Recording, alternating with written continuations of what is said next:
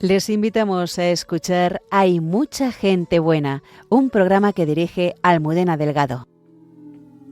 Here comes the sun, here comes the sun, I say it's alright.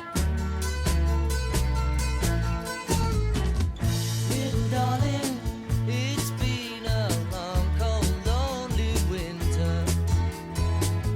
Little darling, it feels like years since it's been here. Here comes the sun.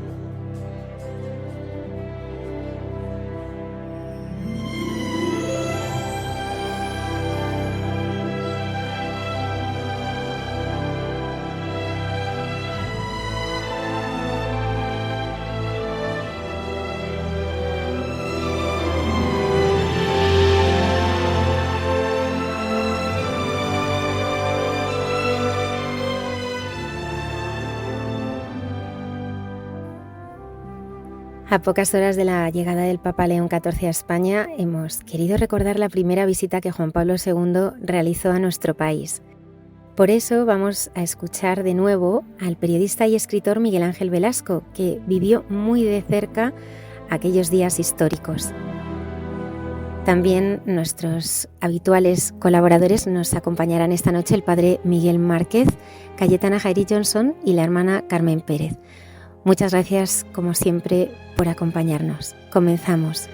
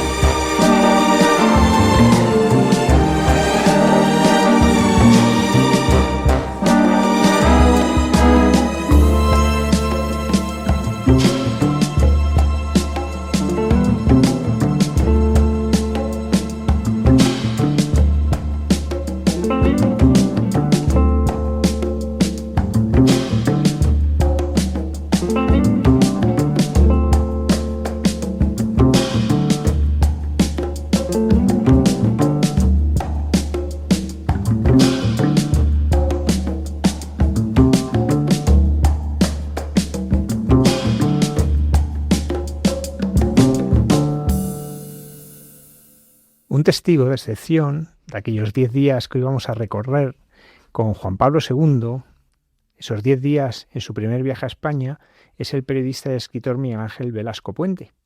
Esta noche nos va a acompañar para ayudarnos a conocer más profundamente aquel acontecimiento histórico. Don Miguel Ángel Velasco ha sido corresponsal en el Vaticano muchos años, del diario Ya y de otros medios de Editorial Católica, luego fue su director de Mundo Cristiano y también fue creador y director muchos años del semanario Alfa y Omega. Todas las semanas salía primero en un diario que era de Madrid, actualmente en ABC. Además es un prolífico escritor, es imposible decir todos los libros que ha escrito. Buenas noches, don Miguel Ángel. Muy buenas noches, don Javier. Y antes de nada, maestro solo hay uno. Eso es muy oportuno. Hay uno de sus libros que se titula Juan Pablo II, ese desconocido. ¿Por qué de alguien con tanta proyección mediática usted habla como si fuese un desconocido? ¿Por qué ese nombre tan provocador? Pues vamos a ver. Seguramente Juan Pablo II es la persona de la historia de la Iglesia y del mundo que más manos ha estrechado y más abrazos ha dado. Seguramente es la persona que más ha saludado a otros seres humanos. Pero, ¿por qué desconocido entonces? Si es el más conocido de todos. Lo digo en el sentido de no comprendido, no entendido. Un papa que naturalmente o se le quiere o se le detesta, pero que a nadie deja indiferente. Es una de las 2 o 3 personalidades, a mi juicio, que pasarán a la historia del alucinante y maravilloso siglo XX. Me sobran dedos de la mano para contar esas personalidades. Histórico de verdad. ¿Conoce el libro La sexualidad, don Miguel? ¿Conoce el libro La sexualidad de, según San Juan Pablo II, de Yves Semen? Claro, la teología del cuerpo de Juan Pablo II Preciosa. Es fantástica, maravillosa, positiva, no negativa, no negadora, abierta, pero ¿qué tiene que ver con esta miserable confusión que reina en este momento? Pero yo no quiero ser pesimista, de ninguna manera. El Señor es el que rige la Iglesia y Él nos ha dicho: yo estaré siempre con vosotros hasta el fin de los tiempos. No prevalecerán. ¿Nos lo creemos, queridos amigos oyentes de Radio María, o no nos lo creemos? Si nos lo creyéramos de verdad, incendiaríamos el mundo de amor, de luz, de verdad. La pena es que no nos lo acabamos de creer. Y aquel viaje que tantas esperanzas suscitó, pues se ha quedado un poco como en rescoldo. Como en rescoldo, yo recuerdo, si me permitís, una anécdota que guardo con mucho cariño de los primeros años del Papa. Fuimos a visitarle un día con miembros de beneficencia, de caridad. Y el Papa estaba muy confuso con lo que estaba pasando en España, a la que amaba desde siempre, ¿no? Y se me ha ido el santo al cielo de lo que quería contar. Pero para que veáis cómo era este hombre, me preguntó un día, porque él lo que preguntaba a los periodistas era por su vida personal. Cada audiencia que tenía era como si te estaba hablando a ti solo. Y me preguntó pues por mi familia, me preguntó y le dije: pues Santo Padre, tengo una hija que ha nacido aquí en Roma, que fue bautizada en la Basílica de San Pedro. ¿Y cómo se llama? ¿Cómo se llama? Pues se llama María del Mar. ¿Come? Le dijo, come. María del Mar, porque María del Mar no existe en polaco. Y pues Santo Padre, la Madonna del Mare. Bueno, pues al viaje siguiente, unos meses después, en el avión, nada más verme, me dice Juan Pablo II: ¿cómo está María del Mar? ¿Cuál fue su relación? ¿Os imagináis un santo padre como Juan Pablo II, un papa con la de cosas que tiene en la cabeza, que tenga la delicadeza y el amor personal de preguntarte eso sobre una hija tuya del que le has hablado una vez porque te ha preguntado cómo se llamaba. Era impresionante, impresionante, un papa fascinante, un ser humano fascinante. Perdón, me he ido un poco por la ramas. No, fenomenal, don Miguel Ángel. ¿Cuál fue su relación con Juan Pablo II? ¿Qué cercanía tuvo a él? Porque vemos que bastante, por lo que nos está contando. Bueno, tuve el privilegio inmenso, el gozo inmenso de acompañarle en todos sus viajes para que el periódico Ya, que ya no existe, del que yo era corresponsal en Roma. Y os cuento, por ejemplo, mi experiencia de la frase que a mí de Juan Pablo II más me ha llenado y me llena y me llenará el corazón, que es: no tengáis miedo. No tengáis miedo, oyentes de Radio María, no tengáis miedo, abrid vuestras puertas a Cristo. Estábamos en la sala de prensa de la Santa Sede, habían venido pues unos 500 enviados especiales y corresponsales a la toma de posesión al comienzo del pontificado del Papa, y os podéis imaginar que aquellos 500 corresponsales pues era gente muy avezada, con muchas horas de vuelo profesional, y desde luego no eran monjitos de la caridad.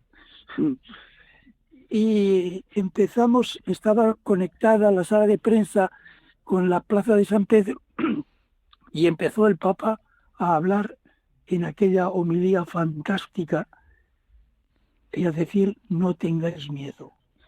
Y os puedo contar que la gente que estaba en la sala de prensa de la Santa Sede se empezó a poner de pie, en silencio, y de repente todos los periodistas empezaron a aplaudir. Todavía me emociono cuando lo recuerdo. Tuvo que ser impresionante, don Miguel Ángel, estar allí y participar de aquel momento.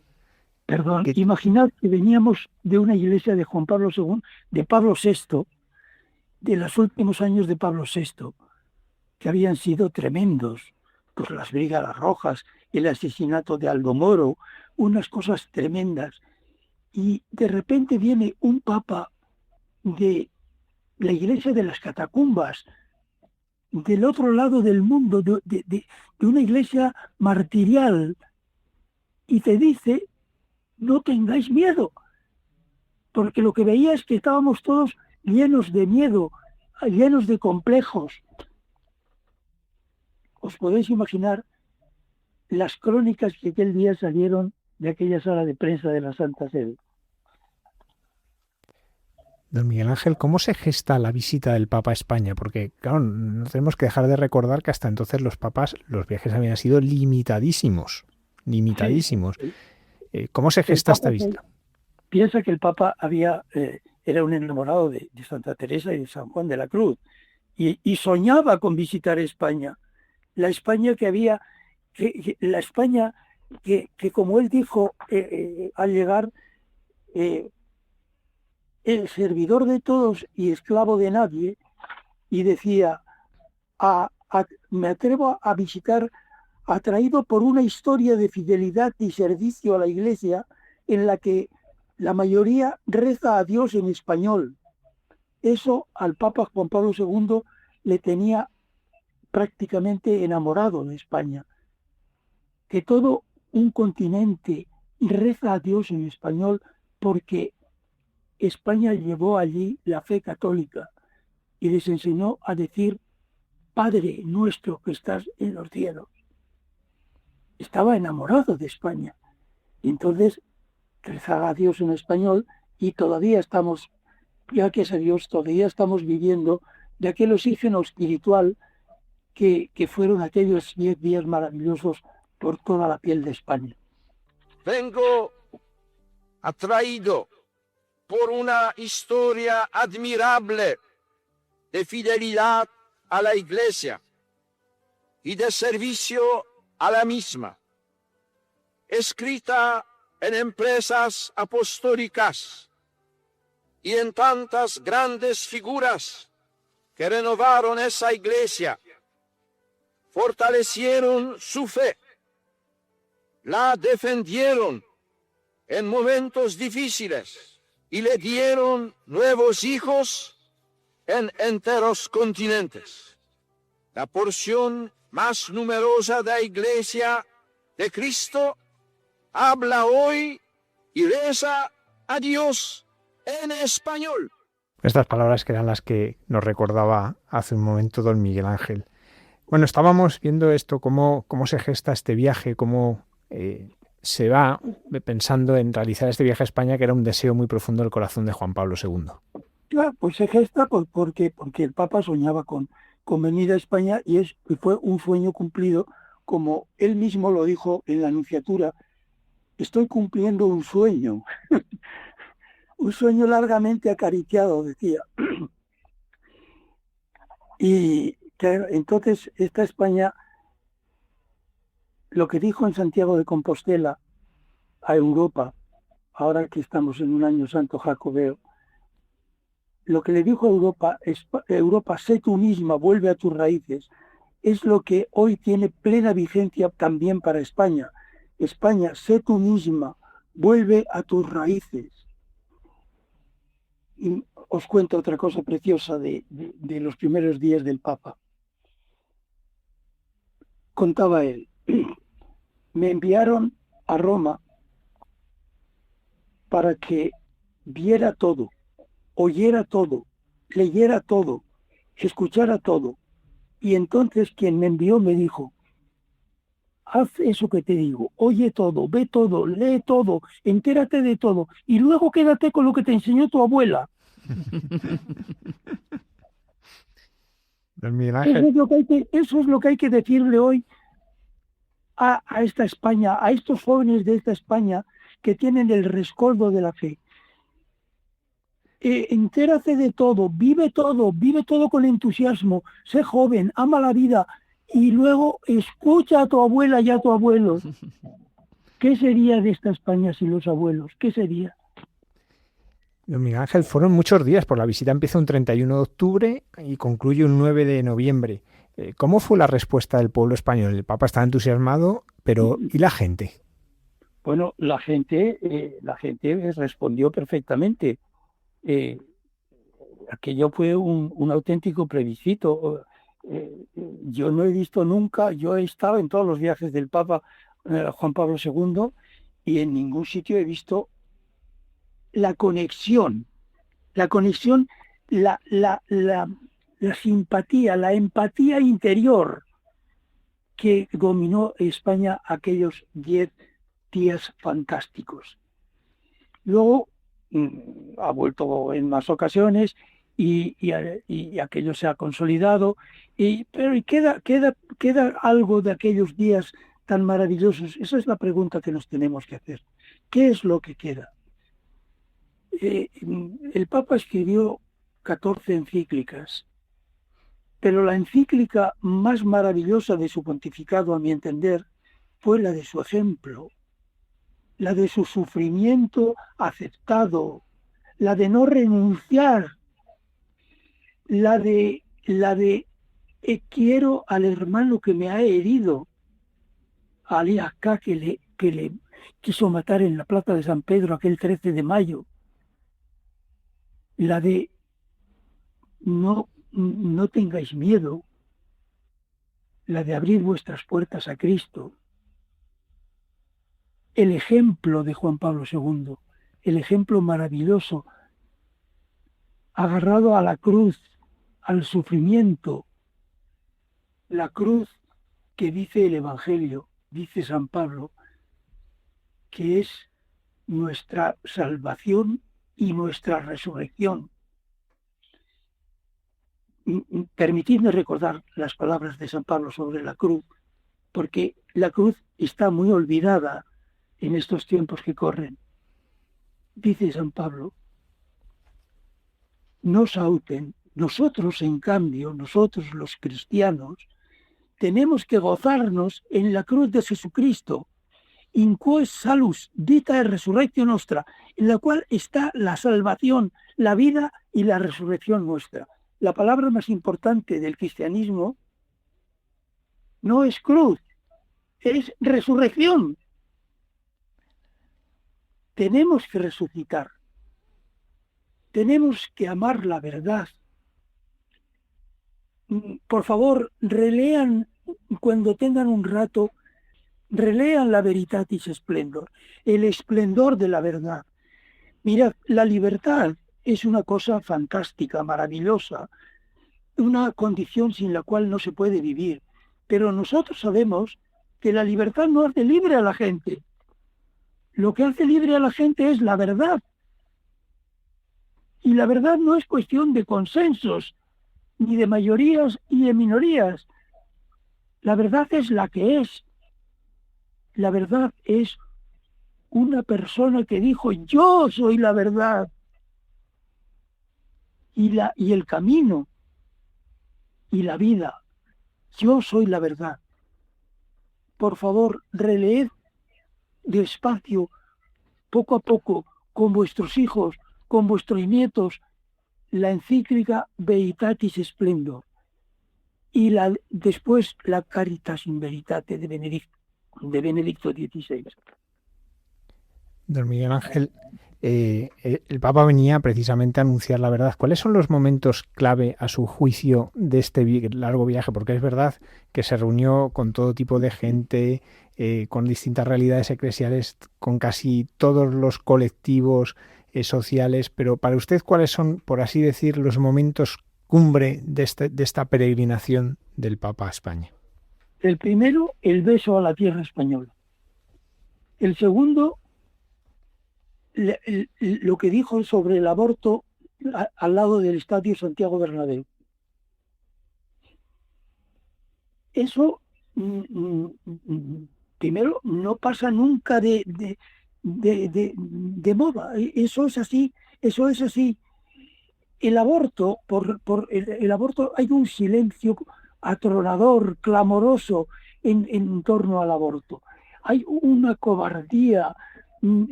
Dejadme decir una cosa. Hace 40 años, la diferencia entre los católicos españoles de hace 40 años y los de hoy es que entonces la gente reaccionaba antes, reaccionaba más, mejor. Ahora no, la gente no reacciona, está aletargada, está como drogada. La verdad, la verdad, la verdad, la vida, la vida, la vida. Por cierto, hay otra persona que tuvo una importancia muy grande, fue Santa Teresa de Ávila. ¿Por qué fue tan importante en aquel momento del viaje y es, por tanto, también uno de los hitos? Santa Teresa de Ávila es una doctora de la Iglesia, nada menos, nada menos. Y daros, lo primero, Dios, solo Dios basta. Esa frase de Santa Teresa bastaría. Hoy hay mucho activismo social en la Iglesia. La Iglesia no es una ONG. La caridad es maravillosa, la misericordia es maravillosa. Los dispensadores de misericordia que acaban de descubrir ese Mediterráneo no saben qué son las obras de misericordia, no saben ni cuántas son las 7 espirituales y las 7 corporales, no saben el catecismo, no saben una palabra de nada. ¿De quién es la culpa de eso? ¿Quién tiene la responsabilidad de eso? Por favor, volved al catecismo y escuchad lo que dice vuestra abuela.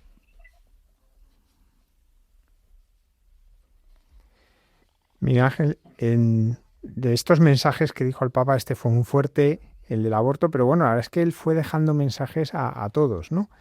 Pero más allá de los mensajes, para usted, ¿cuáles son los momentos más emotivos? Todos.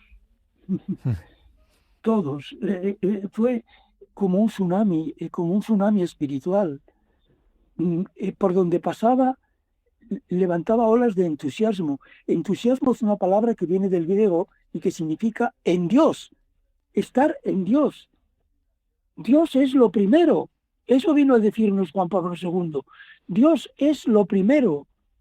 No se hacen muchas cosas y luego se reza a Dios. No, se reza a Dios y por eso luego se hacen muchas cosas. Si no se reza a Dios, las cosas que se hacen se caen por su propio peso.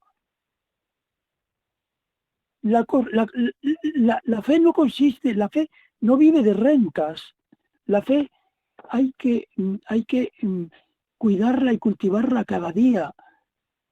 Y la esperanza y la caridad. El lema de aquel viaje del Papa fue testigo de esperanza. Testigo de esperanza. Y yo, 15 años después, coordiné un libro que se titula Del temor a la esperanza, porque habían pasado 15 años y la Iglesia Santa de Dios había pasado del temor a la esperanza, y ahora volvemos otra vez al temor. Por favor, esperanza, verdad, Dios, lo primero, y de ahí vendrá todo lo demás. Si no, caerá por su propio peso. Como está aquí la hermana Carmen, yo también quería preguntarle a ella, que para ella, y ya no puede contestar que todos, como don Miguel Ángel, ¿cuál fue el momento más emotivo de aquella visita del Papa, de aquella primera visita? Claro, me preguntas, su marcha a Ávila, es verdad, su presidente Ávila, que estaba comentando, es que además José Manuel y yo, pues constantemente sentimos esto que nos hizo sentir y vivir Juan Pablo II, que verdaderamente Teresa de Jesús se sentía hija de la Iglesia. Y yo creo que Juan Pablo II nos comunicó muchísimo, o sea, nos gustó mucho Juan Pablo II a las teresianas porque reafirma en todo lo que verdaderamente es la vivencia teresiana. Por ejemplo, usted ha hablado, bueno, por la encíclica El esplendor de la verdad, y está hablando de la humildad. Claro, Teresa de Jesús es clarísimo lo que dice, pues lo que dijo Jesús, que la verdadera libertad solo se da en la verdad, y Teresa estaba convencida, y la humildad es andar en verdad. Pues para mí ese momento fue como confirmar en todo lo que uno venía sintiendo y viviendo. Ahora, yo tuve la suerte, le comentaba usted antes, fuera de la entrevista, le comentaba que tuve la suerte de servir al Papa Juan Pablo II, cuando después vino y empezó en la calle Añastro. A mí Juan Pablo II me comunica muchísimo por su entrega, su servicio y su sacrificio. Enorme. Don Miguel Ángel, y ya en un terreno más personal, ¿qué huella dejó en usted esta visita? Usted que ha acompañado al Papa Juan Pablo II en tantas visitas, ¿qué huella dejó en su vida? Pues dejó la huella que él quería dejar, que es confirmarme en la fe, en la esperanza y en la caridad. Me cambió, me convirtió. Mi vida era un desastre y dejó de serlo. Y dejó de serlo gracias a él. Y sobre todo, la fe da alegría. Dejadme contaros una cosa muy bonita. Se estaba muriendo el Papa Juan Pablo II. Le quedaban unos días de vida. Y un obispo español jovencito, cuyo nombre no diré, fue a visitarle y le dijo: Santo Padre, quiero decirle adiós. Y el Papa, que se estaba muriendo, le preguntó: ¿qué le pasa, monseñor? ¿Está enfermo?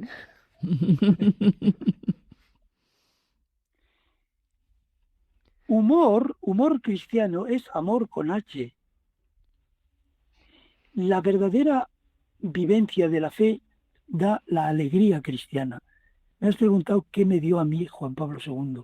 Fe, esperanza, caridad y alegría cristiana. Y no tener miedo, ni complejo. Déjame por favor, que te lea un momentito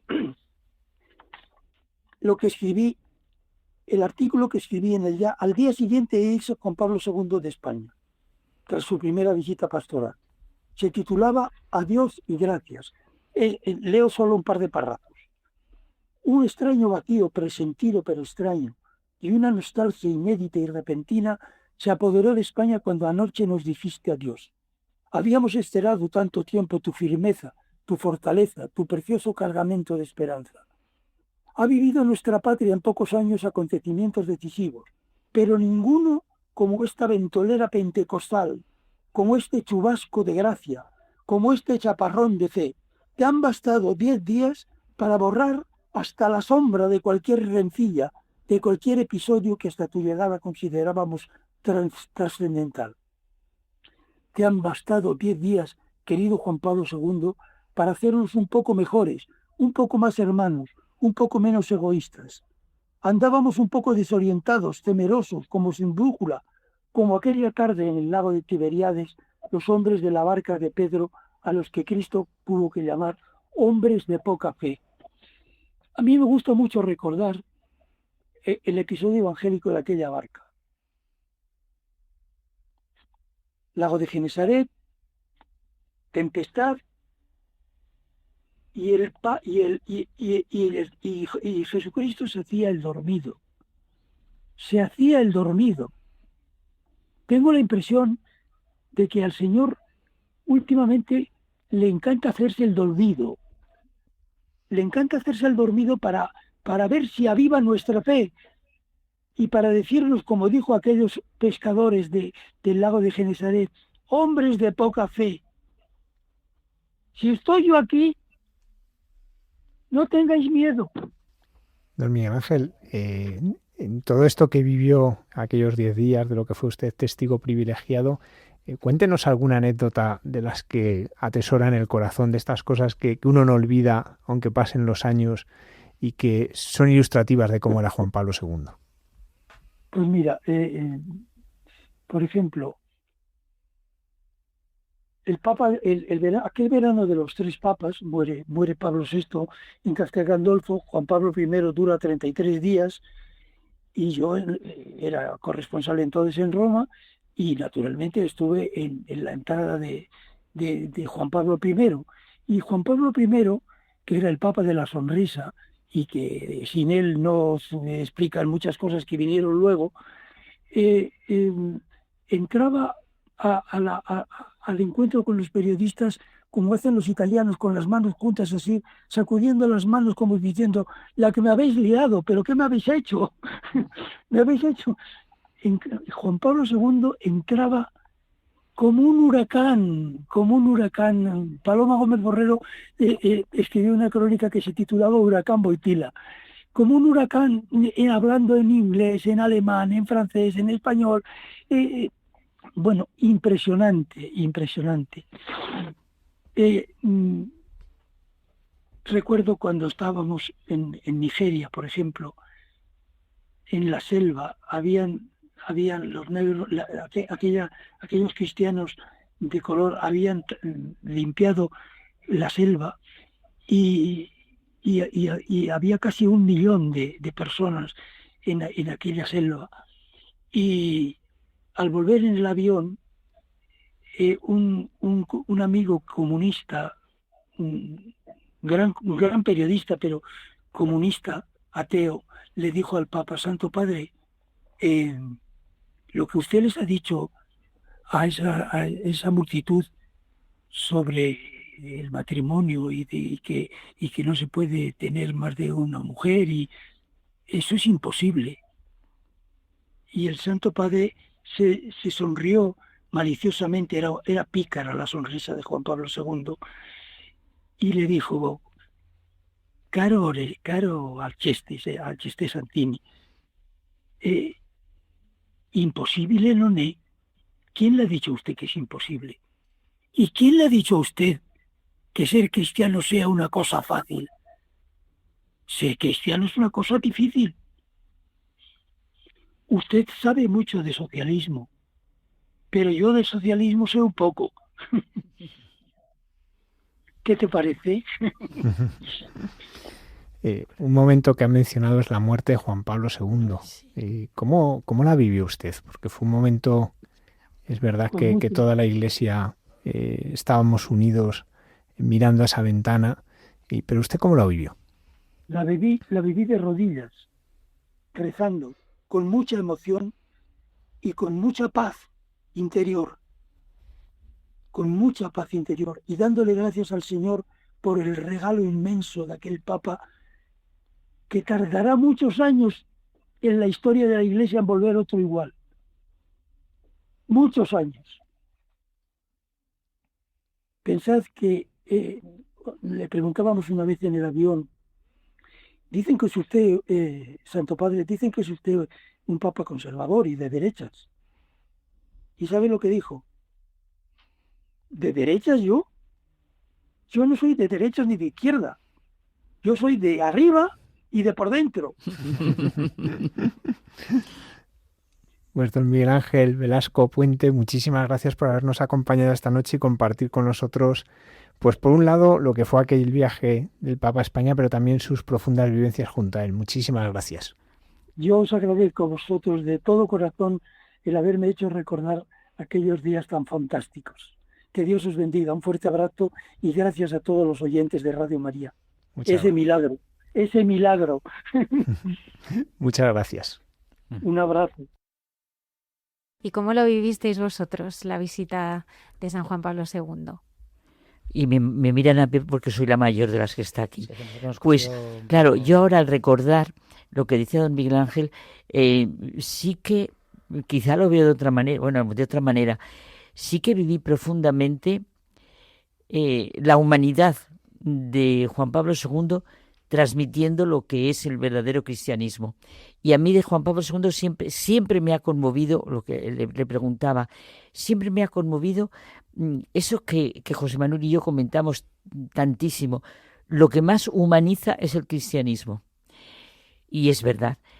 Se le oye hablar a don Miguel Ángel y es que verdaderamente es lo que me dice. Yo lo viví, pues es que las teresianas somos muy de iglesia.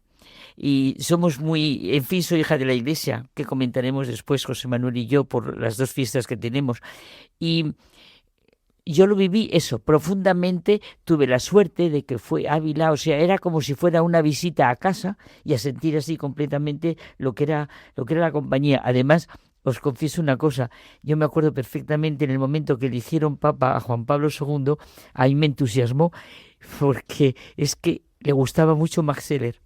Y me acuerdo, sí, y como tú sabes, Almudena, lo que me gustaba a mí, y entonces yo le oí cuando digo, yo había leído de él, de Carolina, porque había estudiado mucho lo que significaban los valores. Y verdaderamente, un día hablaremos José Manuel y yo de esto, y verdaderamente él ha transmitido profundamente lo que es lo valioso y nos lo transmitió todos aquellos días en aquella situación. Yo creo que sí que nos transmitió a todos profunda alegría. Yo he vivido muy fuerte los viajes del Papa porque he tenido la suerte de que las teresianas han tenido mucha relación, que fue en Ávila, que se tiene un sillón donde él estuvo sentado y se guarda con todo cariño. Otro. A mí me cogió en pantalón corto, casi, pero es verdad que, digamos que para mí Juan Pablo II ha sido un papa que le he conocido, digamos, ya más... le he descubierto cuando ya, digamos, era Papa Benedicto XVI. ¿Por qué? Porque quizá cuando eres más joven no tienes esa capacidad de ser consciente de lo que Juan Pablo II significaba, ¿no? Y ahora le ves, si es verdad que he leído muchos libros suyos, he visto algunos vídeos, ¿no? que todos podemos ver en YouTube de cuando estuvo en España, ¿no? y esos discursos tan emocionantes. Ahora los ves con la emoción que entonces, pues a lo mejor no veías porque tenías en la cabeza otras cosas, ¿no? No eras consciente, yo creo que de eso, ¿no? Igual que pues me imagino que esto pasará a todo el mundo, ¿no? El Papa Francisco o el propio Benedicto XVI, que yo también es un descubrimiento, digamos, no reciente, pero sí nuevo para mí, ¿no? Cuando he ido descubriendo realmente quién es Benedicto XVI, ¿no? Pues con Juan Pablo II, pues yo creo que he tenido esa experiencia más, digamos, tardía. Padre Javier, bueno, comienzo a llamarte de tú. Yo recuerdo una cosa impresionante. Carlos Herrera, cuando murió, cuando estaba tan mal Juan Pablo II, yo esta vivencia sí que la tengo fuerte. ¿Os acordáis lo mal que estuvo últimamente y cómo babeaba literalmente? Qué bonito, cuando ya murió, fue oír a Carlos Herrera decir lo impresionante que había sido para él, claro, todo un periodista, ver a Juan Pablo II hablando, que le había conmovido precisamente eso. ¿Qué convicción tenía este hombre para que le importara un comino? Bueno, dicho, lo que es la imagen externa completamente a realmente lo que transmitía, que decía don José, de fe, de esperanza, de confianza, de abrir las puertas alrededor y dejar mirar al Padre, que comentábamos tú y yo el otro día en escuchando a Juan Pablo II. Cuando yo estuve en Roma en el año del jubileo, que fue el encuentro, la Jornada Mundial de la Juventud allí, yo iba con un grupo que había algunos que eran muy macarras, pero muy, ¿no? Y uno de ellos, después de estar allí y tal, yo le vi como muy tocado y le digo, ¿qué pasa? Dice, le veo ahí tan mal, que digo yo quejándome de todo. Esto no puede ser. Y este hombre tan mal y viene a verme a mí. Esto lo que me está diciendo es muy importante.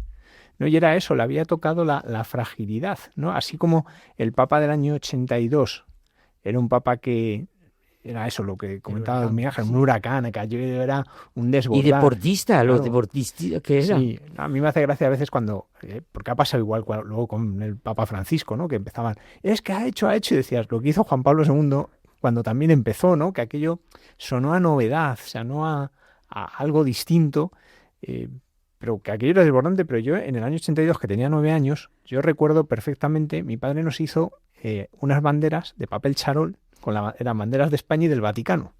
Y cada vez que el Papa pasaba por el Paseo de Recoletos, nos íbamos al Paseo de Recoletos con nuestras banderas, ¿no? Y pasó unas cuantas veces, porque es verdad que en el viaje él estuvo en muchísimos sitios. Pero claro, cuando estaba en sitios cercanos de Madrid se alojaba en la Anunciatura, ¿no? Y yo recuerdo muy vivamente, y visto por televisión, pues no estuve allí, en las vigilias que la gente organizaba delante de la Anunciatura, cantando al Papa, rezando con el Papa, que fue muy impresionante. Yo recuerdo muy bien la misa de las familias, aquella misa de las familias. Sí, es verdad. Aquello fue, o sea, impresionante. Impresionante. Vamos, hasta entonces fue el mayor acontecimiento vivido en Madrid. Yo creo que luego ya en Cuatro Vientos tal vez se superó, no lo sé. Los que éramos de provincias, yo recuerdo ahora que en el colegio fletaron autobuses para ir a ver al Papa, y era limitado porque quería ir todo el colegio, pero bueno, como ya sabes que en los colegios de curas siempre hay escogidos, ¿no? A mí no me tocó, pero sí que me acuerdo que compañeros que sí les tocó ir y bueno, pues fue un acontecimiento, como tú dices, ¿eh? Y luego también recuerdo ver a la gente ir al Santiago Bernabéu. Ah, sí, yo fui al Santiago Bernabéu, sí. Claro, porque era ese encuentro con los jóvenes que hubo allí. Pero íbamos muchos, bueno, yo pude ir porque nos dieron... Al fútbol no vas. No, por joven no fui. Bueno, era joven, menos que ahora, más que ahora. Sí, además fue gracioso porque tuvo este encuentro en el Bernabéu y una misa en el Camp Nou, ¿no? Para igualar. Pero fíjate, lo bueno que tiene es que ahora hay algo que antes no había, y es que está toda la base de datos que es Internet para ver todo aquello, para aquellos que tengan esa curiosidad, ¿no? Es decir, o la curiosidad o la nostalgia de verlo, ¿no? Esa posibilidad de revivirlo. Bueno, el esplendor de la verdad, de volver a ver la verdad. Claro, eso, porque las encíclicas están ahí, pero, es decir, los libros que se siguen vendiendo, porque evidentemente ahí está, ¿no? Esa lumbre, ¿no? que sigue calentando a mucha gente. Pero, insisto, están esos vídeos que emocionan y que yo recomiendo que la gente los busque porque lo va a disfrutar. Sí, ¿no? Y que incluso del Papa, que se ha escrito muchísimo, George Weigel, que es uno de sus biógrafos, publica un primer libro que llega hasta el año 2000, pero cuando publica el siguiente ya ha accedido a los archivos secretos del bloque comunista. Y bueno, la verdad es que el principio del libro es una historia de espías, ¿no? De cómo le espiaban, de cómo le tenía investigado, cómo algunos empezaban a preocuparse y otros pensaban pues que no, era para tanto, o sea, pero que era una verdadera historia de espías en torno al Papa Juan Pablo II, todo lo que significa solidaridad, el sindicato, les valesa, bueno, pues todo aquello. Pero es verdad que uno dice, se sigue escribiendo de él porque se sigue encontrando y profundizando en su figura. Claro. Que eso es algo que es verdad que en esto siempre uno al final conoce a las personas, a estas grandes personas, cuando ya han fallecido, que es cuando muchas veces se puede adentrarse uno en ellos, ¿no? Bueno, acuérdate de Juan Pablo II, te quiere todo el mundo, Sí. se le disfrutó siempre. Sí, yo me está acordando mucho de esa frase, porque es verdad que aquello se cantó. Y se ha escrito un libro que se Sí. llama así, es de Javier Gael, algo así se llama. Juan Pablo Sí. II te quiere todo el mundo. Sí, yo recuerdo que en ese sentido, yo luego he vivido todas las visitas del Papa a Madrid y a algunos de los otros sitios, porque la segunda que hizo fue en Zaragoza, iba camino de Hispanoamérica, entonces paró en Zaragoza y fue muy breve, ¿no? Pero en las demás yo he participado como voluntario, incluso ya la última vez sacerdote, pero ninguna ha dejado una impresión más viva que aquella. Ya digo, tenía 9 años que no me enteraría de nada, aunque no me enteraría de mucho, pero la emoción y el sentimiento profundo de estar ante algo muy grande que marcaba la vida, eso sí lo teníamos. Y digo lo teníamos porque no me pasaba solo a mí. Era un mico, pero nos pasaba a todos. Qué bonito cómo llega a todas las edades, cuando una cosa se vive así, todas las edades, entonces cómo se vivió esto. Fíjate, yo me acuerdo que una vez algo me pasó a mí con Juan Pablo II, porque de manera absolutamente inesperada me dio por comprarme un libro que se llamaba Cruzando el umbral de la esperanza. Ah, sí.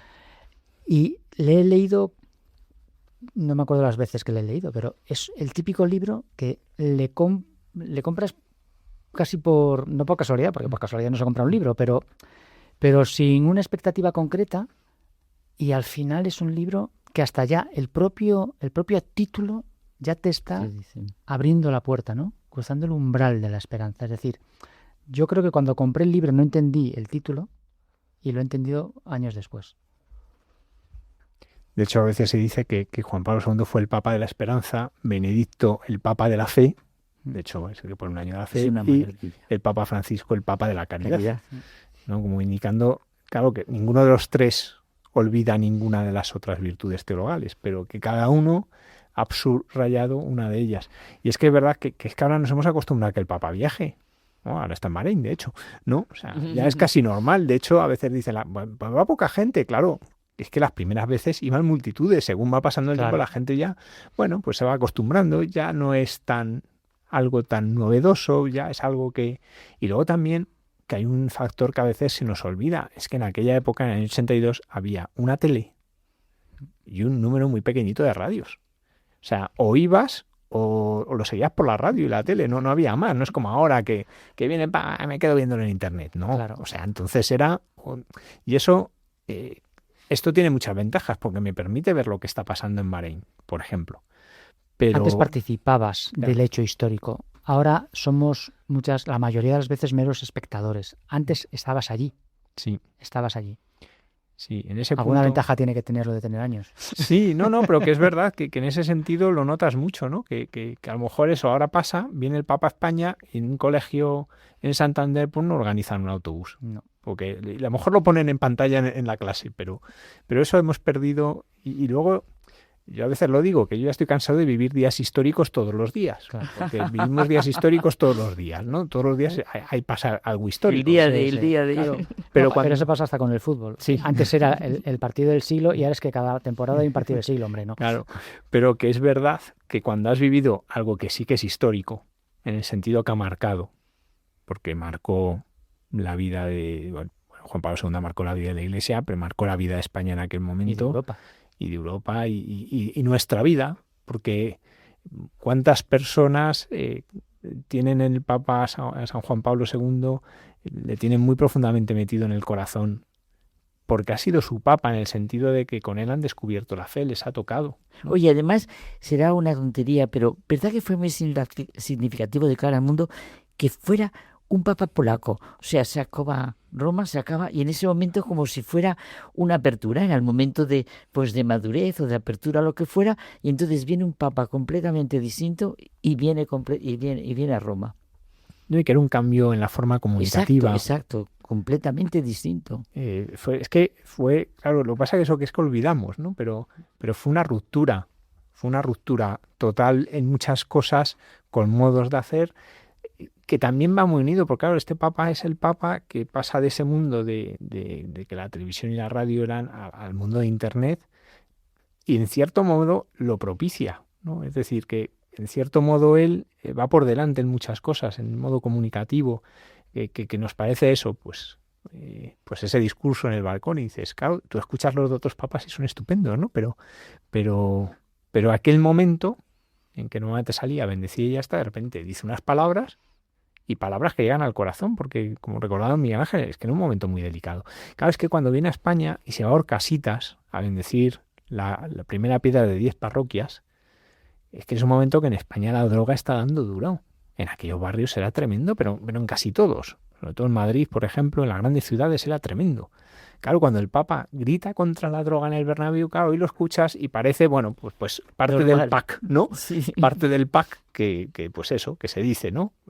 No, es que él sabía la situación terrible que estábamos viviendo. Podemos escucharlo, ¿eh? Tenemos, precisamente, ese audio del Santiago Bernabéu. Yo me acuerdo, porque ya digo, de ver la gente en motos con las banderas y tal, camino del Bernabéu en la Vespa, ¿no? Fue muy, muy impresionante, ¿no? Y ver con envidia a aquellos que iban, porque claro, a los que eran un poco más mayores les dejaban, pero a los niños no los dejaban. Le escuchamos. Con los criterios sólidos que saca de su convicción cristiana, el joven cristiano no caerá en la inseguridad y la desmoralización, ni se refugiará en vacíos paraísos de evasión o de indiferentismo. Ni la droga, ni el alcohol, ni el sexo, ni un resignado pasivismo acrítico, eso que vosotros llamáis pasotismo. Cuando antes decía don Miguel Ángel, ¿qué le diría el Papa a la España de hoy? Yo en ese momento pensaba, yo creo que si dijese lo mismo, porque lo que acabamos de escuchar lo podría decir Sí, hoy, y tiene toda la vigencia. Es verdad que hoy la droga no se ve tanto, no porque haya menos, no se ve tanto, en aquel momento se veía, porque se veía, o sea, la heroína, el daño que hacían las personas se veía en un plazo muy pequeño de tiempo y lo veías en las calles, ¿no? Pero que volver a escuchar mucho de lo que el Papa dijo en aquel entonces, dices, pero si es que no lo puede decir ahora, porque, bueno, porque cambian a lo mejor situaciones, pero el fondo del corazón, bueno, como eso no cambia. Y luego hay cosas muy bonitas que se olvidan. El Papa hizo una gran ordenación sacerdotal. Esa fue en Valencia. Juntaron, no sé, no me acuerdo exactamente, hay alguno de nuestros obispos que fue ordenado allí, de sacerdote. No sé si fueron como 140, ¿no? Y ordenó a 140 de una vez. Luego lo hizo en Sevilla en el año 93, lo hace también con otro grupo grande de sacerdotes. Pero él va tocando todas las realidades de la vida de la Iglesia, del mundo, se reúne con los ancianos, se reúne con los enfermos, se reúne en Ávila, ese encuentro con la vida religiosa que es preciosa. Más que esas fotos son preciosas, las fotos de Ávila.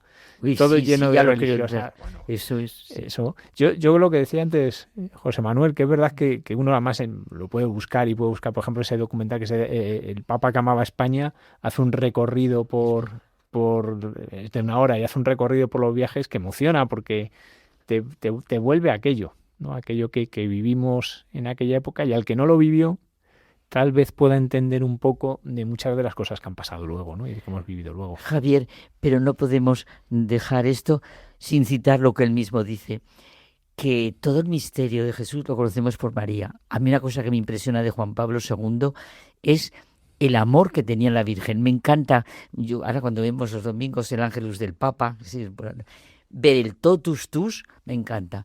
Que este hombre, con todo lo que estamos diciendo, sea su escudo el totus tus de María, el amor y el porqué. También, oye, yo creo, cuando decías de la Virgen, yo creo que quería tanto España, porque en España se quiere muchísimo a la Virgen, en todos los sitios. Y Juan Pablo II esto lo sentía, Sí, de hecho cuentan que cuando le preguntan por el escudo heráldico, claro, cuando él dice cómo quiere que sea, le dicen que eso no entra dentro de la heráldica. Dice que ya, pero que él quiere que sea así. Él, por lo visto, al principio tuvo que recordar muchas veces que el Papa era él. Bueno, el Papa soy yo lo quiero así. Yo creo que también, además, en esto que dice, que tiene mucha razón, está muy unido a esto que escuchábamos de sus palabras, ¿no? Él ve el sentido providencial que España ha tenido en la evangelización, ¿no? Que como tierra de María, que es el primer lugar en el que se presenta la Virgen, en Zaragoza, y a partir de ahí toda esa presencia de la Virgen, de hecho él recordaba en las palabras del príncipe Almudena a los extremeños, porque aquel día, 4 de noviembre, había estado en Guadalupe. Luego va tanto a Toledo como a Segovia, pero había estado en Guadalupe, pero es que va a estar en Montserrat, va a hacer todo un recorrido, porque para él la presencia de la Virgen en España yo creo que siempre la vio como el motor que movía a los españoles pues en esa epopeya que es la evangelización de un nuevo mundo. Y entonces yo creo que eso lo une mucho. Sí. Y por eso él cuando se despide dice hasta siempre tierra de María. De María. Esas son sus palabras. Hasta siempre. Oye, y también, verdad que aunque no sea, a mí me gusta también mucho de Juan Pablo II el que los misterios luminosos, el que nos hiciera sentir todo. A mí como me gusta tanto sentir desde el momento de la encarnación, maravilloso, hasta lo que queda la coronación de la Virgen como reina de cielos y tierra, encarnación. Y luego, es verdad, faltaba, y ahora cuando lo ves, sientes, faltaba todo lo que es la vida pública de Jesús. Qué bonito es empezar, ¿verdad?, con el bautismo y la cena. Gusta muchísimo los misterios luminosos. Sí, esa imagen que hay en la Plaza de San Pedro, porque no había imagen de la Virgen, ¿no? Habíamos estatuas y quiso ponerla. El totus tus. Con el totus tus, que el todo tuyo soy María, que lo vivió cada día de su vida hasta su muerte, que también es un momento muy bonito en la vida de la Iglesia en común, iba mucho a la gente. Yo recuerdo aquel día, pues cuando muere, pues mucha gente no fuimos a Colón. ¿Por qué? Porque la última vez había estado en Colón. Y entonces, como había estado en Colón, que fue cuando había hecho las canonizaciones y tal, pues allí no fuimos. La canonización, del fundador. Efectivamente. Claro. Y entonces, pues allí no fuimos. Y la gente rezaba el rosario. Yo además siempre venía alguien y decía, padre, dirige el rosario. Y yo no sé cuántos dirigí, pero... y luego nos fuimos a la Almudena y allí pues habían abierto las puertas y iba la gente a rezar, ¿no? Pero que era como un sentimiento profundo de unidad en torno a la conciencia de un papa, que es lo que pasa un poco ahora cuando vas al Vaticano, que ves, pues tú vas allí, que está enterrado San Pedro, que está tantos y tantos, pero hay mucha gente que va a la tumba de San Juan Pablo II, casi lo primero. Porque es verdad, pues eso que ha marcado la vida. Nos ha marcado la vida a muchos. Sí que ha marcado la vida. Bueno, antes de que os vayáis, quiero que me presentéis vuestra sección de esta noche. Nuestra sección de esta noche va a ser por lo que estamos viendo en la Iglesia. Como siempre, sí. Carmen, dilo tú. Un diálogo, pues mira, vamos a decir, es, lo ha dicho el Papa Francisco, vuestro nombre que sea cristiano y vuestro apellido perteneciente a la Iglesia. Vamos a sentir lo que ha sido las dos fiestas que acabamos de celebrar, que es Todos los Santos y después la conmemoración de todos los fieles difuntos, sintiendo la alegría y el sentido de la vida que tiene todo con la profunda humanidad de San Juan Pablo II.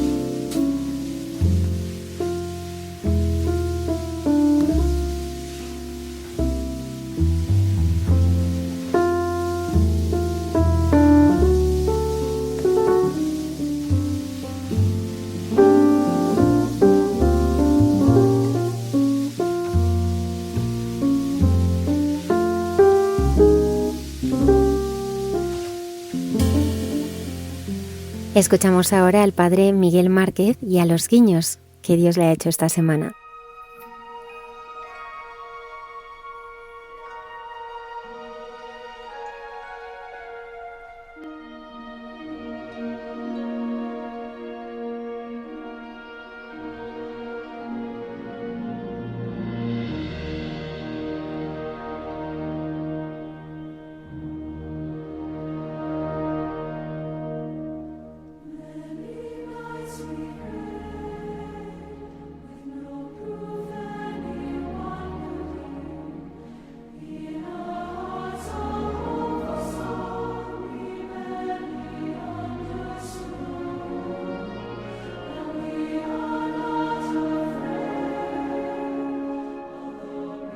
Buenas noches a todos, mucha paz en lo que estáis viviendo en este momento. Quiero dar gracias con vosotros a Dios por este día, por este momento, y orar con el regalo de lo inesperado. En estos días hubo una conversación de WhatsApp que quiero contaros, en el WhatsApp de la familia, donde uno de mis sobrinos, Carlos, dijo que detrás de su casa había un concierto de Bad Bunny, y una de mis sobrinas respondió inmediatamente como con un suspiro, diciendo quién pudiera estar allí. Y yo me quedé con los ojos a cuadros, como se suele decir, sin tener ni idea de quién era este tal Bad Bunny. En ese momento entré para mirar en internet y ya me di cuenta de que es uno de los cantantes más escuchados ahora en el mundo desde hace ya años, varios años. Me quedé sorprendido de cómo podemos estar tan ignorantes de cosas que otra gente escucha con tanta pasión, con tanta fuerza. Y me venían muchas reflexiones a la mente. Me venía el pensar qué es lo que a cada uno más le importa, qué es lo que los jóvenes escuchan ahora mismo, qué es lo que atrae y atrapa la atención, el corazón y el amor de las personas. Y me puse a preguntar y pregunté a mis sobrinos, a alguno de mis sobrinos, para que me dijeran algo del secreto de ese éxito, del éxito de este cantante. Y no voy a convertir el programa en un estudio o en un análisis de la figura de este hombre, de este cantante puertorriqueño. No es una propaganda de él, quiero hablar de otra cosa. Y quiero hablar de lo que el corazón anhela y de lo que más ansiamos y del deseo profundo que hay en nosotros. ¿Cuál es el verdadero deseo? ¿Qué es lo que nos atrae de verdad? ¿Qué es lo que reclama y llama nuestra atención? Lo que unifica nuestro ser. Al preguntar a mi sobrina qué es lo que le gustaba, no tenía una palabra muy clara. Decía que el ritmo, que le llamaba mucho la atención, el ritmo y su forma de cantar, y al preguntarle a mi sobrino dijo que no era de sus cantantes favoritos, pero que tenía mucho éxito y bueno, por el estilo, por la creatividad, por la innovación, etc.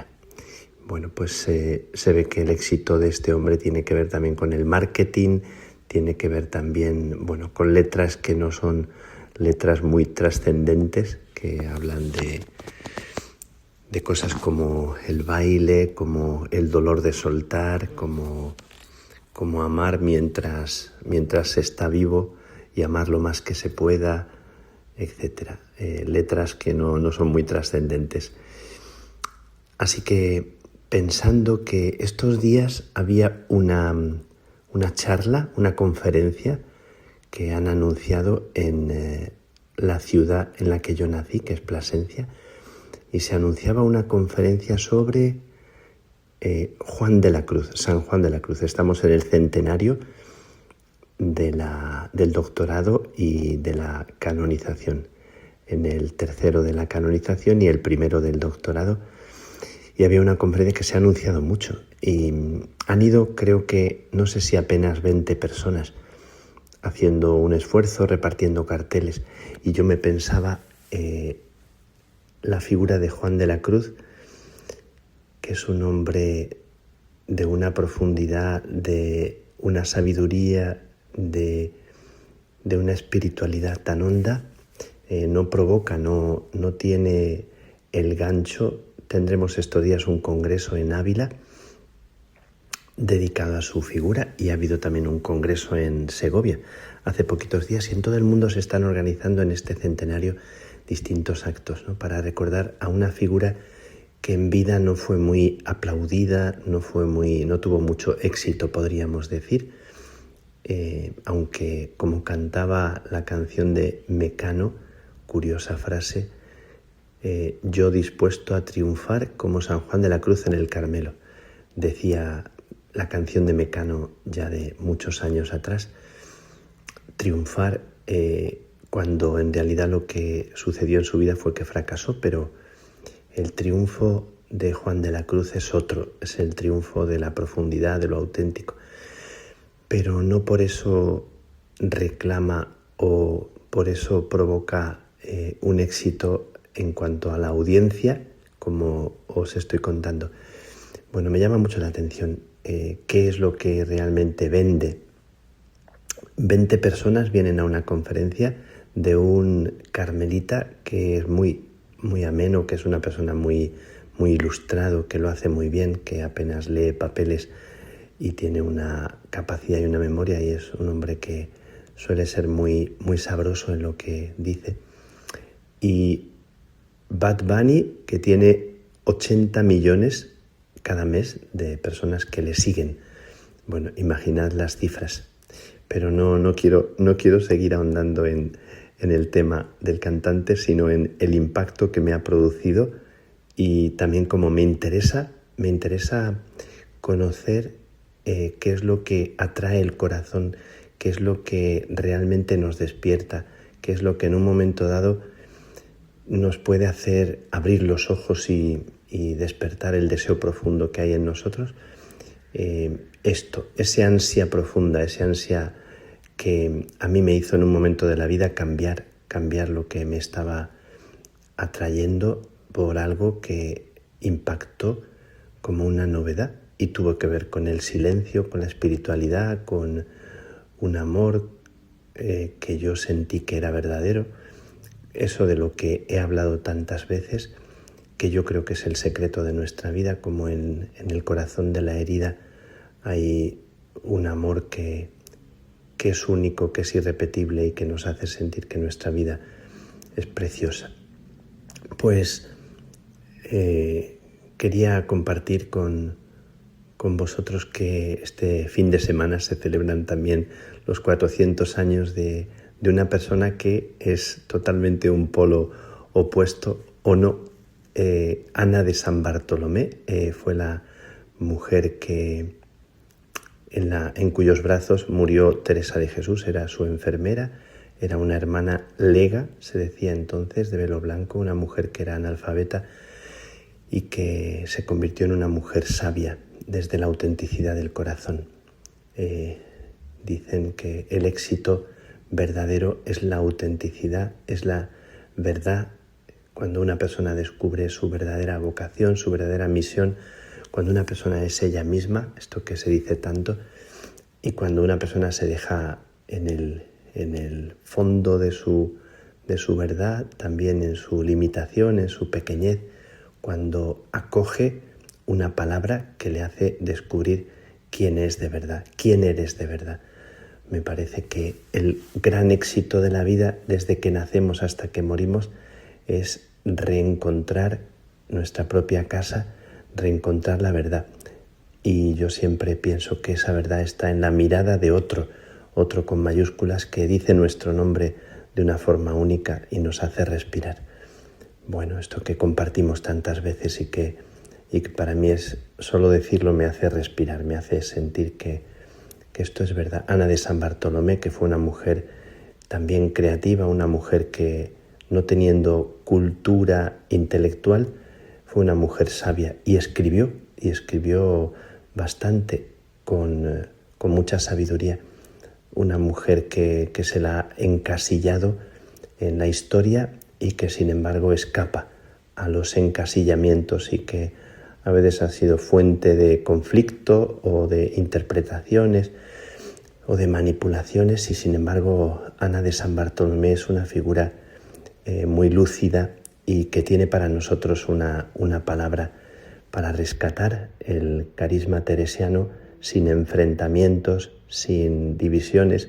Siempre en la historia de la Iglesia y en la historia del Carmelo siempre hay como una tentación de utilizar a veces la historia y los santos para una polémica, una confrontación, para grupos o ideas que tienen que ver con una línea, con otra línea, con mayor austeridad, mayor autenticidad.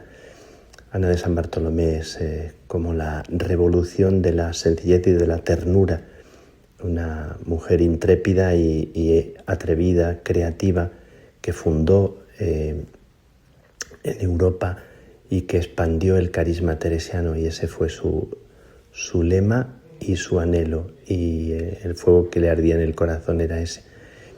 Teresa de Jesús muere en sus brazos y se inicia la aventura de las primeras discípulas de Teresa de Jesús, primera generación, segunda generación, y donde nos encontramos hoy, que es recordando a estos personajes que nos dan una lección de autenticidad y nos invitan a ser hoy auténticos y a revivir el carisma de dejarnos amar, de dejarnos reconstruir, de volver otra vez a habitar el castillo interior desde la verdad de nuestra vida. Ella, que era analfabeta y que aprendió a escribir con Teresa de Jesús, se convirtió en una mujer con una palabra, con una vida y con una experiencia que nos despierta. Me gusta mucho este contraste. Hablábamos de Bad Bunny, que dice la gente que es auténtico, creativo, que ha rescatado las raíces de su pueblo puertorriqueño, etc.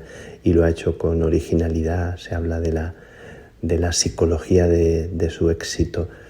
Y me gustaba mucho hablar de Ana de San Bartolomé, una mujer contemplativa, escondida, una persona que no hizo mucho ruido, pero tuvo su palabra. Me gusta mucho decir todo esto sin quedarnos ni en un cantante famoso, ni en la santidad de una beata, de la beata Ana de San Bartolomé, sino pensando en nosotros, en el verdadero éxito de nuestra vida. ¿En qué consiste el éxito? ¿Qué es lo que verdaderamente nos inquieta y anhelamos en lo profundo del corazón? ¿Cuál es el deseo más íntimo, más profundo? ¿Qué es lo que nos hace respirar?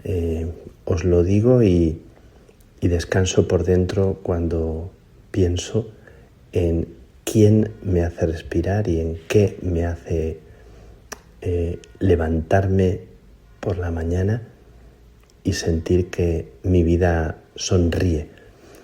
Pues le pido a Dios que os arrope y despierte en cada uno, en cada una de vosotros, eso que Él mira y que Él ve, que a veces nosotros mismos no apreciamos, y porque nos quedamos en anhelos que no nos hacen ser verdaderos.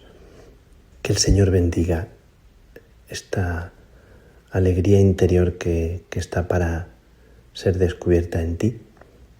Bendigo y acojo y abrazo este momento de tu vida. Que el Señor te bendiga, te cuide, te sostenga y te despierte a lo que importa. Decía el Papa León, el corazón encendido de Dios. Qué cosa tan bonita. Despertemos a lo que importa, el corazón encendido de Dios por cada uno de nosotros. Créetelo. Que la bendición de Dios Todopoderoso, Padre, Hijo y Espíritu Santo, descienda sobre ti y sobre vosotros y os acompañe siempre, siempre.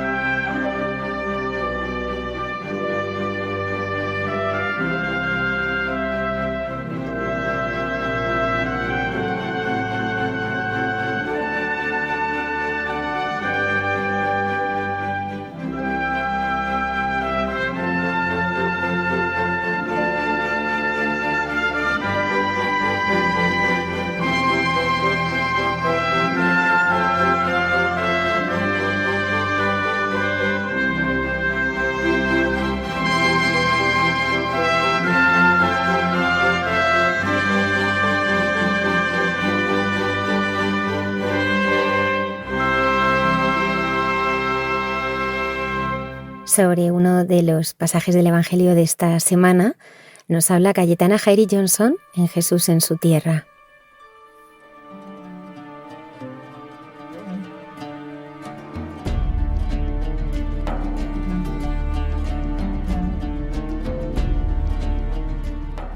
Buenas noches de paz y bien, queridos amigos de esta sección llamada Jesús en su tierra de Radio María. Y bien, pues para el comentario del programa de esta noche, pues me voy a centrar particularmente en el pasaje del Evangelio de Marcos, capítulo 12, donde tenemos una expresión muy famosa que ha entrado, ¿no?, también a formar parte de nuestro refranero popular a propósito de la pregunta que le hacen a Jesús sobre el pago de impuestos. Y ahora que también en España pues estamos con los meses de la declaración de la renta de cada uno de nosotros Hacienda, pues se hace más que importante pues hacer algunas reflexiones, aunque sabemos que muchas veces el pago de impuestos no nos suele apetecer o gustar mucho, ¿no?, porque también entendemos que hay otras razones personales o propias donde el fisco siempre pues es considerado en nuestros estados como el enemigo a batir, ¿no?, aunque sí que reconocemos que es necesario ese pago de impuestos. Por tanto, en este sentido del Evangelio de Marcos, pues leemos que en aquel tiempo enviaron a Jesús algunos de los fariseos y de los herodianos para cazarlo en una pregunta. Entonces se acercaron y le dijeron: Maestro, sabemos que eres veraz y no te preocupa lo que digan, porque no te fijas en apariencias, sino que enseñas el camino de Dios conforme a la verdad. ¿Es lícito pagar impuestos al César o no? ¿Pagamos o no pagamos? Adivinando su hipocresía, les replicó: ¿Por qué me tentáis? Traedme un denario que lo vea. Se lo trajeron y él les preguntó: ¿de quién es esta imagen y esta inscripción? Y le contestaron: del César. Y Jesús les replicó: dad al César lo que es del César y a Dios lo que es de Dios. Y se quedaron admirados. Pues precisamente esta última expresión la utilizamos dentro del refranero español con cierta frecuencia, ¿no?, cuando hay que dirimir una situación complicada. Y esto también nos trae al tema de lo que son los impuestos en el judaísmo, que no se ve de una manera estrictamente negativa, sino como uno de los grandes mandamientos también, y a los que nos debemos dentro de lo que es el marco de la ética civil. En este sentido, el pago de impuestos se ve dentro del judaísmo como una obligación moral y religiosa de estricto cumplimiento, y se basa especialmente en uno de los principios de derecho rabínico que se suele decir en la expresión aramea diná di malhutá diná, que quiere decir la ley de la tierra es la ley. Y cuando digo de la tierra, en este sentido malhutá también se refiere en esta polisemia típicamente semítica a lo que es el estado donde uno vive, ¿no? Entonces, por ello, pues en este sentido viene la expresión de Jesús de dad a César lo que es de César y a Dios lo que es de Dios, porque dentro de este sistema jurídico judío, pues hay que cumplir con los impuestos, no solamente los religiosos, sino también lo que son de competencia civil, y por ello la evasión de impuestos se considera de una categoría tan grave como el hecho de robar al prójimo, y en este sentido la evasión de impuestos se convierte en el robo a toda una comunidad, ¿no? Entonces, por eso hay prohibiciones estrictas que emanan también de este pensamiento jurídico contra la prevaricación o la evasión de impuestos, porque también es una forma de mentira bastante grave que realizas contra el conjunto de muchos alteridades de muchos prójimos que son los que forman la sociedad civil. Por ello, y siguiendo en este discurso de lo que es la obligación de pagar impuestos, pues se entiende que hay una responsabilidad comunal, porque los servicios públicos, ¿no?, lo que son las infraestructuras, la seguridad, la educación, también la limpieza de nuestro entorno como sociedades, pues el pago de estos impuestos siempre va a beneficiar a la comunidad, y al rechazar el pago, pues también estás creando una carga adicional adicional a otros que sí están cumpliendo de manera correcta con lo que son los impuestos civiles. Y por ello, pues esta es una grave afrenta que haces a otros con los que estás conviviendo, y sobre todo cuando haces evasión de impuestos o falseas, ¿no?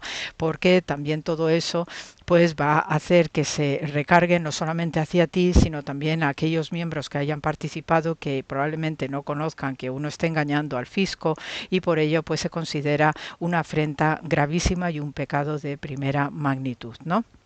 Incluso sabemos que históricamente, y de acuerdo con lo que es la jurisprudencia sentada desde el Talmud, hay rabinos que también se les pide que paguen impuestos, ¿no? Para también contribuir a todos estos bienestares políticos sociales, ¿ok? Y en esto los rabinos jamás ha habido una protesta, en esta dirección, ¿no?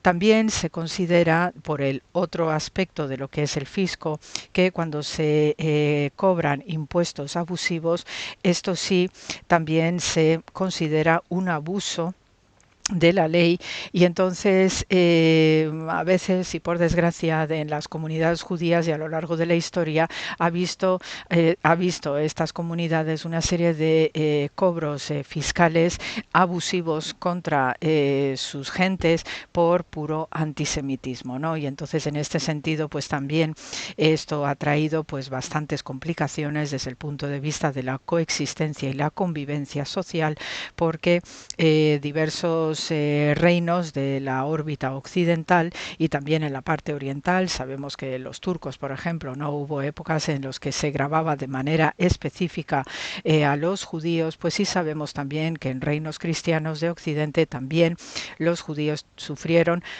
con la excusa de la seguridad, o ampliamente se les confiscaba impuestos, no a través de impuestos o a través de sus bienes, se les confiscaba en nombre de un rey tirano determinado para pues con la excusa de la seguridad abusar de esta capacidad económica que históricamente también desarrollan los hebreos, ¿no?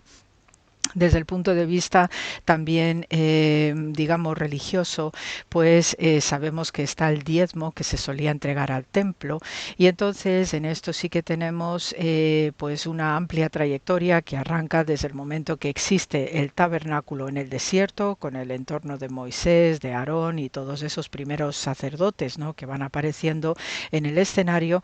Pues en este sentido se exigía el diezmo pues para mantener también lo que son las prescripciones judías, las prescripciones religiosas, y mantener el bienestar a través de lo que es la acción sacerdotal.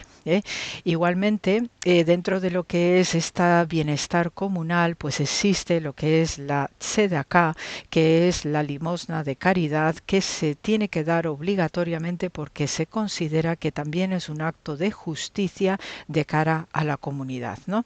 Y entonces, en este sentido, no hay que confundir ni lo que es la limosna de caridad con la tzedaká, aunque internamente sí que exista un contenido común, con lo que son los impuestos civiles, ¿no? Y entonces, en esta perspectiva, pues se considera la tzedaká el equivalente a lo que era cuando existía el templo en antaño. Se consideraba pues todas esas obligaciones religiosas de tipo económico que se daban en el santuario, que también desde el santuario se hacían las distribuciones de la limosnas y de todas de las atenciones que se daban especialmente a los desamparados socialmente, a las viudas, a los huérfanos, que esto tiene una fuerte resonancia bíblica, y esto se va a ir acompasando y combinando con lo que son las necesidades civiles, en el sentido que os he comentado anteriormente, ¿no?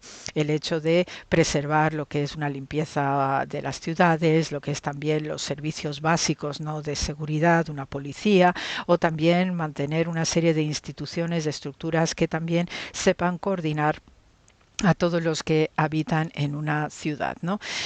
Por ello, pues ya os digo que el tema de los impuestos, el fisco, la hacienda, ¿no?, todos estos términos que utilizamos, pues no se ven como una manera estrictamente negativa, sino siempre desde el consejo de mantener unos equilibrios sociales, también pues en el momento en que Roma está cargando de manera severa impuestos a los hebreos, ¿no?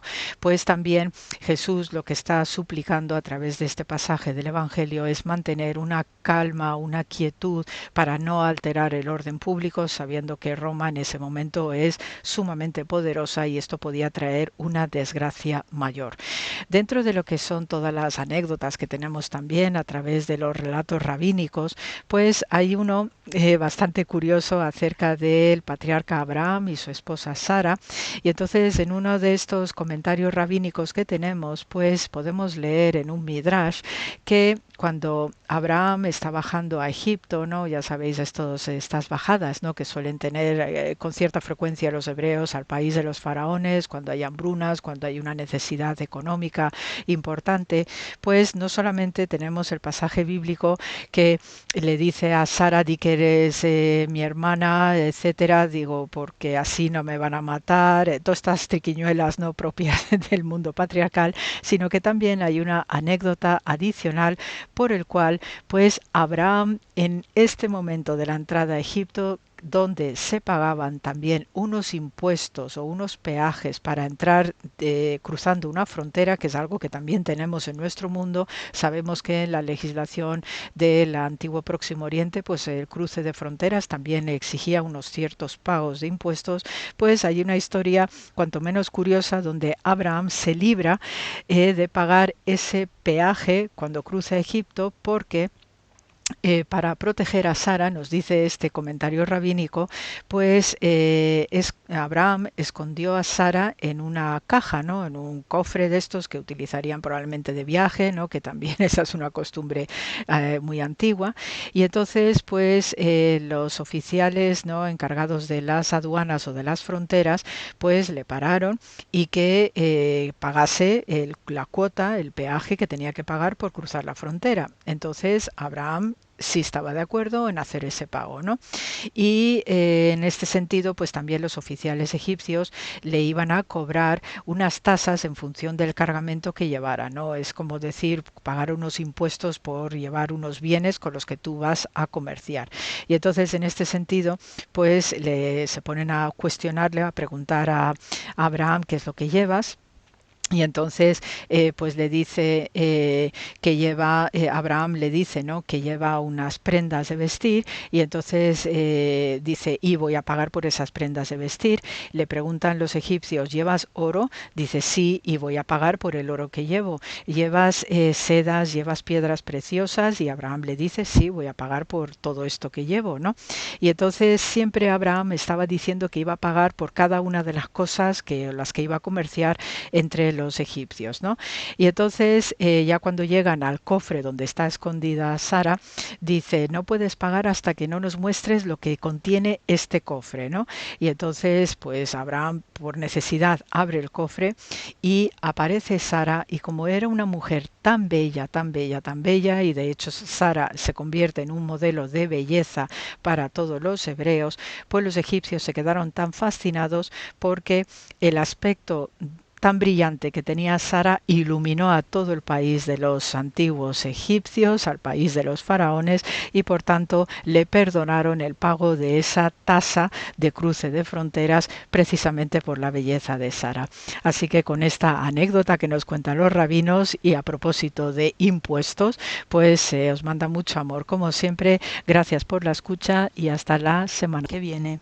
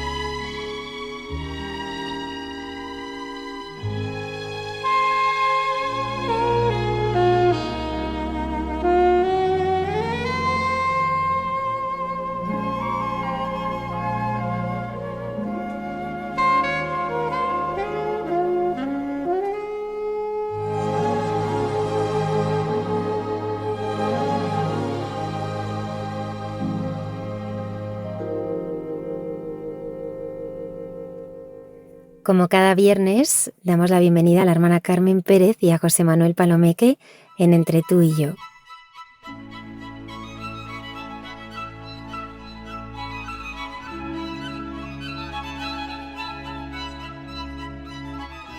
Nuestro diálogo, José Manuel, hoy es el sí y el no.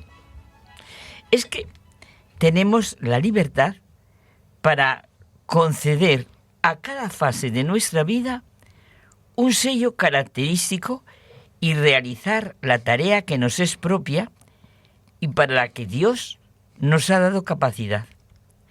Cada etapa es una auténtica escuela en la que aprendemos. Y claro, es nuestro amigo Romano Guardini el que nos va a orientar en este constante y decisivo sí y no en nuestra vida. Pero siempre el no es visto desde un sí fundamental a la existencia y a Dios, a la realización de uno mismo ante la mirada amorosa de Dios para llegar a la plenitud para la que nos ha redimido.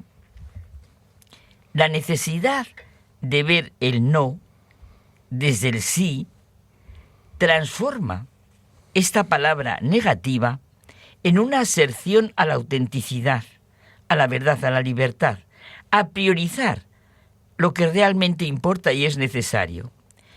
¿Cuántas veces decir libremente el no es decir sí a los verdaderos valores? Y hoy no te digo nada. La vida cristiana y humana implica la aceptación de la realidad y la responsabilidad de asumir compromisos en contraposición al vacío del hombre moderno. La aceptación de sí mismo es uno de los libros en el que nos plantea que la realidad de nuestra vida es la aceptación de nosotros mismos como un acto libre de amor y confianza en Dios, reconociendo nuestra propia realidad con sus dones, limitaciones, todo como un regalo divino. Nuestra paz interior supone reconciliar nuestro yo real diario con la voluntad de Dios, superando la alineación de nosotros mismos. La superación de un ego que es nuestro gran problema y del que hay que despojarnos. No vivir defendiéndolo, como dice nuestro amigo San Rafael Arnaiz. El verdadero autoconocimiento se logra a través de Dios, que nos ha llamado a la vida. Esta aceptación no es de ninguna manera pasividad, sino una decisión activa, libre, que se fortalece con la gracia divina, nuestra redención, y nos hace encontrarnos realmente a nosotros mismos. Es un acto del verdadero amor a nosotros mismos, agradeciendo a Dios nuestra vida y confiando siempre en su sabiduría y providencia. Sí. La aceptación es un acto de amor por el que realmente podemos querer a los demás como a nosotros mismos. Solo quien se acepta a sí mismo desde Dios puede vivir en plenitud. Este es nuestro radical y necesario sí. La fe es el sí que implica confiar en Dios y en la verdad de la Iglesia, y siempre aceptando la vida, queriendo la vida como un don, aun en momentos de dificultad y de duda. Guardini ve el daño que se hace el hombre que acumula cosas, ideas, imágenes, proyectos, pero pierde el sentido de lo eterno, que lo lleva, claro, a un vacío interior. Mira, en otro de sus libros sobre este mismo tema, Las etapas de la vida, nos explica cómo cada fase, cada etapa, cada edad tiene sus propios valores y riqueza para el crecimiento personal. En cada etapa hay temas tan esenciales como la alegría del corazón, la veracidad, el dar y el aceptar, la libertad, la acción responsable, la oración. Dejemos completamente la falsa libertad de hacernos a nosotros mismos. El sí a nosotros mismos es el sí a Dios, donde está nuestra verdadera libertad. El Papa Francisco centra esta reflexión sobre el sí y el no del hombre en la autenticidad de nuestra respuesta ante Dios, viendo y sintiendo siempre a nuestro prójimo, inspirada así en la espiritualidad de San Francisco de Asís. Nos exhorta a ser hombres y mujeres del sí, siguiendo el ejemplo de María, y evitar el no de la indiferencia o el egoísmo. Nos cuestionaba constantemente el Papa Francisco si los cristianos respondemos con un sí comprometido o con un no que mira, hacia otro lado, y entonces ignora las necesidades de los demás. Claro, la verdadera riqueza del hombre no busca superhombres, sino que, como Pedro, dicen sí a Jesucristo a pesar de sus dificultades. Una referencia muy común suya era la cita de San Francisco: tanto es el hombre ante Dios cuanto es y no más. Claro, es que el no a la indiferencia ante el sufrimiento de los hermanos y la crisis ambiental, el no a una cultura del descarte, sí a la misericordia. Y así recordamos el lema del Papa Francisco: misereando ad coeligendo. Lo miró con misericordia y lo eligió, que implica un sí a la acogida de los marginados. Claro, cuando decimos que el mal no tiene entidad positiva, que solo se entiende con relación al bien, no estamos diciendo que no sea nada, o que solo sea un bien menor, o la sombra sin consistencia proyectada por la realidad del bien. No es la simple ausencia de lo bueno, sino la antítesis del sí. Sin Dios no existe el sí. El sí a la creación, a la belleza, a la verdad, al arte, al amor, a la vida. Unamuno tuvo un ilimitado coraje intelectual y se atrevió a plantear el problema de Dios y hacer centro de su meditación este problema, en un momento en el que los temas de Dios, de la muerte, la inmortalidad estaban relegados, ya lo creo, como tú dices, a los suburbios de la filosofía. Y más bien, pues descalificaban a un pensador el atreverse a plantear estas cuestiones, ¿verdad? Me encanta que hayas citado a Unamuno, y ya hemos comentado varias veces, porque a ti te lo digo mucho, que yo siempre el Cristo de Velázquez lo veo desde el poema de Unamuno. Imagínate el Cristo de Velázquez. ¿En qué piensas tú? Muerto, Cristo mío. ¿Por qué ese velo de cerrada noche de tu abundosa cabellera negra de Nazareno, cae sobre tu frente? Miras dentro de ti, donde está el reino de Dios, dentro de ti, donde alborea el sol eterno de las almas vivas. Dios es el fiador de la esperanza del hombre en una vida ultraterrena. En realidad, todos hemos dado una solución consciente o inconsciente, y aquí está el problema, a este gran tema de el sí y el no. Las posturas pueden ser auténticas, verdaderas o no, pero hay que ser consciente de ello. El problema que se plantea. Para que algo sea un problema, hace falta primero que yo no lo sepa y segundo, que tenga que saberlo. Mira, esto lo plantea muy bien Julián Marías, al que ya sabes que yo tengo una gran admiración. Y decía Julián Marías: para que algo sea un problema hace falta... Perdona, me acuerdo de Julián Marías en las terceras de ABC que escribía, que eran geniales. Sí, unos libros maravillosos. Sí. Pues mira, Julián Marías dice: para que algo sea un problema hace falta, primero, que yo no lo sepa. Y segundo, que tenga que saberlo. Es verdad que los seres humanos tenemos un horizonte problemático que va cambiando. Unos problemas se resuelven, otros se disuelven y otros permanecen. Pero el gran problema es el que tenemos que saber y resolver personalmente cada uno de nosotros. Y está centrado en nuestra postura, como tú decías, ante el sí y el no. Claro, porque el sí es Dios y el no es su negación de la forma que sea. Pueden ser muy distintas las motivaciones del no e incluso las de un aparente sí. Puede aparecer, eso es muy fuerte lo que voy a decir, literalmente, pues como un estorbo. Sí, Dios estorba a ciertas concepciones de la vida humana y de la realidad. Si hay Dios, ¿qué pasa? ¿Las cosas no pueden ser así? Enfermedades, traiciones, accidentes, desgracias, muertes. Por tanto, no hay Dios. ¿O es un Dios que para eso es mejor que no existiera, si fuera posible? Claro, pero hay otra postura que parece contraria. Si no hubiera Dios, habría que inventarlo. Está buenísimo. Habría que inventarlo porque nos hace comprender la realidad y vivir racionalmente. O sea que para unos hay que eliminar o olvidar a Dios y para otros hay que inventarlo.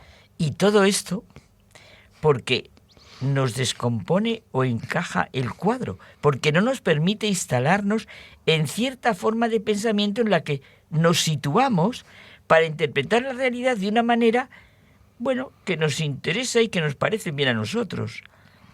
Es curioso la razón fundamental, lo pensemos en nuestra vida diaria, por la que se dice un sí o se dice un no.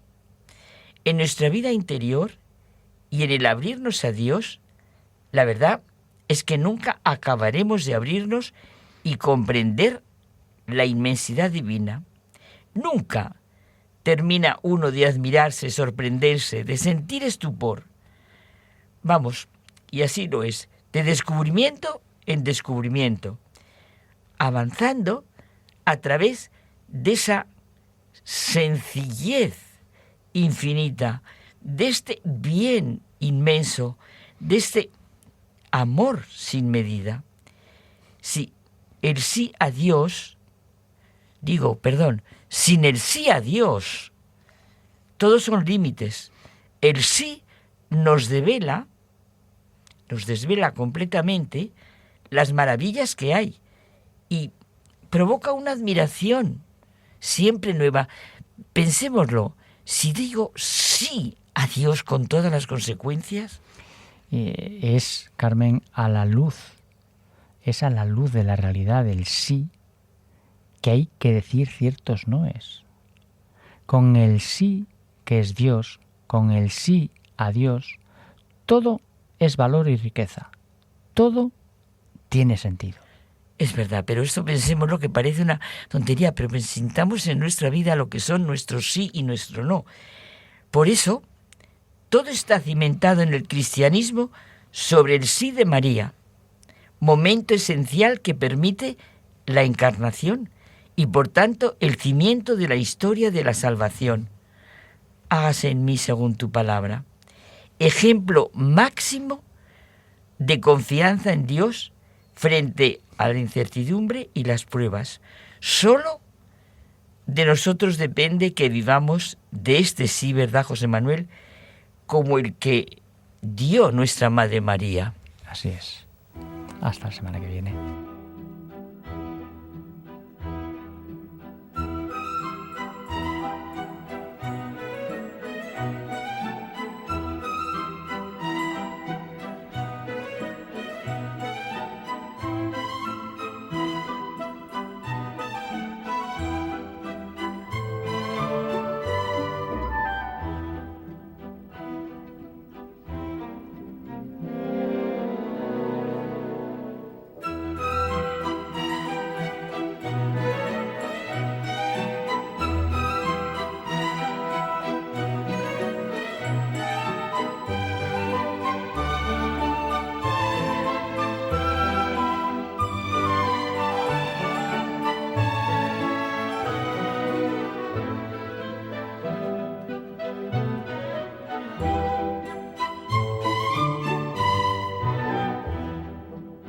Nos despedimos hasta el próximo programa, muy ilusionados por acompañar este fin de semana al Papa León XIV en su visita a España. Gracias por estar ahí.